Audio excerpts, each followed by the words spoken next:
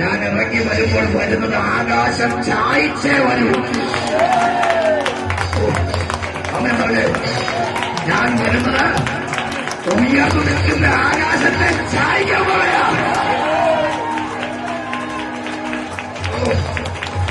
മനസ്സിലാകുന്നുണ്ടോ? ദൈവം നിന്നോട് സംസാരിക്കും.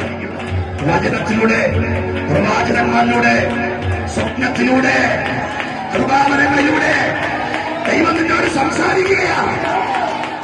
എന്നിട്ട് നീ കേട്ടില്ലെങ്കിൽ ഞാൻ ഇറങ്ങി വരും. ആകാശം ചായ്ച്ചിറങ്ങി വരും. ആകാശം എത്ര ഉയർന്നു വന്നാലും നിന്നെ ഞാൻ ചായ്ക്കും, നിന്നെ ഞാൻ കിടക്കും.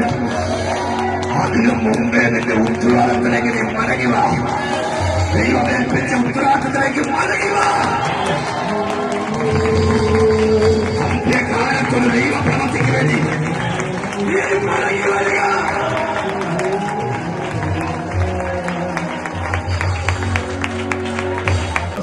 കർത്താവിന്റെ കൈ തൊട്ടാൽ ഇന്ന് തൊടുന്നുറപ്പാണ്. നിങ്ങൾ ഏറ്റെടുക്കുന്നെങ്കിൽ നിങ്ങളുടെ പൊസിഷൻ ചേഞ്ച് ആകുകയാണ്. സകലത്തിന്റെ മുകളിലേക്ക് നീ വരാൻ പോയാ. സകല ശക്തികളും നിന്റെ കീഴിലാണ്.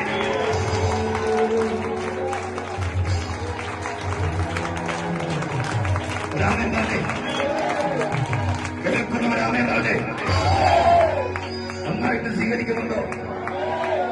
അതെന്നെ പറ്റിക്കാൻ വേണ്ടി എഴുതുകയാണോ? ആദ്യത്തെ വന്നെന്ത് ചെയ്യണം?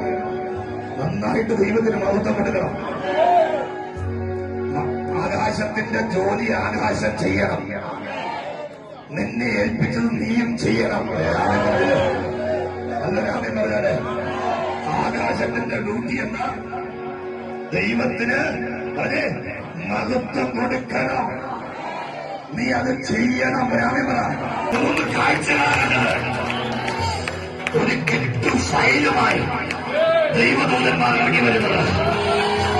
അഗ്നിയുടെ വിരലിനകത്ത് ഇറങ്ങി വരികയാണ്.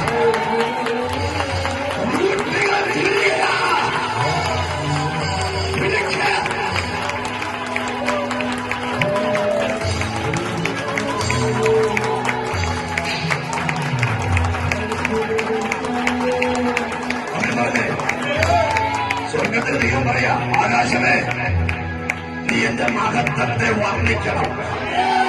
നീ അങ്ങനെ വർണ്ണിച്ചാൽ, നന്ദി പറഞ്ഞാൽ ഞാനൊരു പുതിയ അധികാരം നിനക്ക് തരാം. ഞാനൊരു എന്തധികാരമാണ്? ആകാശത്തോട് ദൈവം പറയാം, നീ ആയിരിക്കും ഈ പ്രപഞ്ചം മുഴുവൻ നനയ്ക്കുന്ന മഴ പെയ്യാൻ പോകുന്നത്.